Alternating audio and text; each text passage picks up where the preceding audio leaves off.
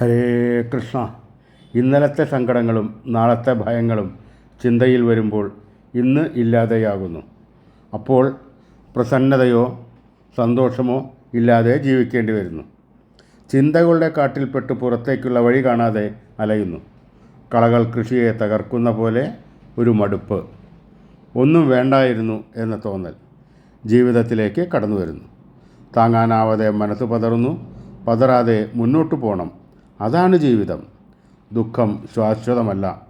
സുഖവും നല്ല ചിന്തകൾ, നല്ല ആരാധനകളാണ്. എന്നാലും വിചാരിക്കാത്ത നേരത്ത് ഓരോ കനം സങ്കടം വന്നു തൂങ്ങുന്നു. താങ്ങാൻ കഴിയണമല്ലോ. കഴിയും. സത്യത്തിൽ ഇപ്പോൾ ഈ നിമിഷം അല്ലേ നമ്മുടെ സമയം? അടുത്ത നിമിഷം ഉണ്ടോ എന്ന് തന്നെ അറിയുകയില്ല.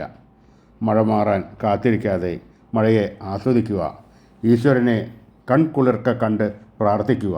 കണ്ണനൊപ്പം എപ്പോഴും ഉണ്ടാകും. ഹരേ ഗുരുവായൂരപ്പ.